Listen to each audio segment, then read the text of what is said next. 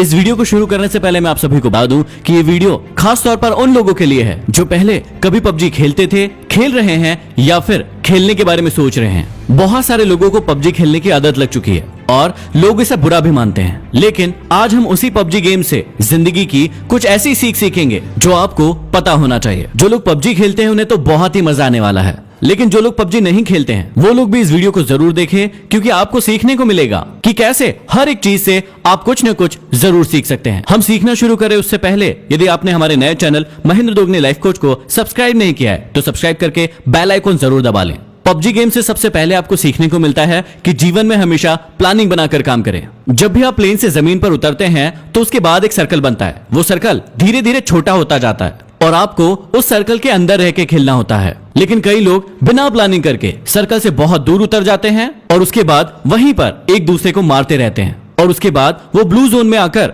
खुद ही मर जाते हैं और गेम को कंप्लीट नहीं कर पाते हैं। हमारी जिंदगी में भी यही होता है, हम लक्ष्य कुछ और बनाते हैं और किसी और चक्कर में पड़ जाते हैं। इसलिए हमेशा याद रखिए, अपने सर्कल पर ध्यान दीजिए और उस सर्कल की ओर आगे बढ़ते रहिए। दूसरी चीज जो हमें सीखना चाहिए वो है कि भेड़ चाल ना चलें। जब भी हम प्लेन से उतरते हैं तो बहुत सारे लोग ऐसी जगह पर उतरते हैं जहां पर पहले से बहुत सारे लोग उतर रहे हैं। इसका मतलब हम भेड़ चाल चलते हैं और भीड़ का हिस्सा बन जाते हैं और फिर ज्यादा देर तक सरवाइव नहीं कर पाते। हमारी असल जिंदगी में भी यही होता है। हम सफल लोगों को देखते हैं कि वो क्या कर रहे हैं और उन्हीं के जैसे करने की, उन्हीं के जैसे बनने की पूरी कोशिश करते हैं और अपनी पसंद और नापसंद को कभी भी ध्यान में नहीं रखते हैं। इसलिए हमेशा याद रखें कि भेड़ चाल का हिस्सा ना बने, नहीं तो आप ज्यादा देर सरवाइव नहीं कर पाओगे। अगली सीख जो हमें पबजी से सीखने को मिलती है कि जीवन में हमेशा जरूरी सामान को ही साथ में रखें और फालतू के कचरे को इकट्ठा ना करें। जब भी प्लेन से उतरते हैं कई लोगों को आपने देखा होगा कि सिर्फ वो सामान इकट्ठा करने में लग जाते हैं। जो भी चीज उन्हें सामने दिखती है वो उसे फटाफट उठाने लगते हैं। वो ये नहीं देखते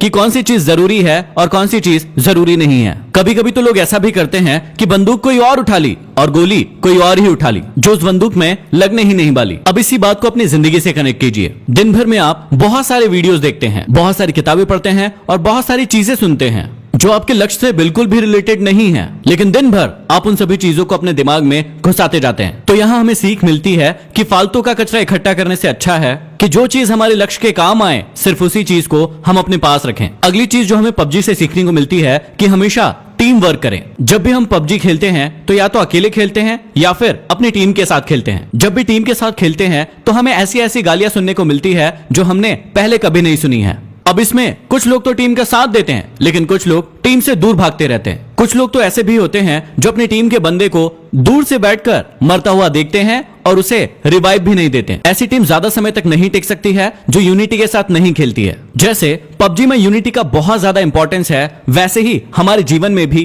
टीम वर्क और यूनिटी का होना बहुत ज्यादा जरूरी है। नहीं तो कौन व्यक्ति आकर आपको कम मार जाएगा आपको पता भी नहीं चलेगा। अगली चीज जो हमें सीखने को मिलती है कि हमेशा कमजोर साथी को साथ लेकर चले। जब भी हम पबजी खेलते हैं तो हमारे साथ कोई ना कोई व्यक्ति ऐसा जरूर जुड़ जाता है जो नया होता है और जिसे ज्यादा खेलना नहीं आता है, लेकिन हम उसका मजाक उड़ाते हैं। कभी कभी तो ऐसा भी होता है कि यदि आप 3 लोग खेल रहे हैं और 2 व्यक्ति वाली कोई कार मिली तो 2 व्यक्ति बैठकर उस पर निकल लेते हैं और एक व्यक्ति को पीछे ही छोड़ देते हैं। ना तो आपको पबजी गेम में ऐसा करना चाहिए और ना ही आपको अपने जीवन में ऐसा करना चाहिए। जो भी लोग कमजोर है उन्हें हमेशा अपने साथ लेकर आगे बढ़ना चाहिए। अगली सीख जो आप सभी के लिए बहुत ही ज्यादा इंपॉर्टेंट है, ज्यादा साधन जुटाने की अपेक्षा जो साधन आपके पास है उसमें बेहतर परफॉर्म करने की कोशिश करें। पबजी खेलते समय आपने एक बात बहुत नोटिस की होगी कि कुछ लोग ऐसे होते हैं जो सिर्फ सामान ढूंढते रहते हैं। उनका गेम पर ध्यान बिल्कुल नहीं होता है। वो जहां जाते हैं सिर्फ और सिर्फ सामान ढूंढते रहते हैं। खेलने के लिए उनके पास बंदूक होती है, लेकिन वो पूरे टाइम 6 का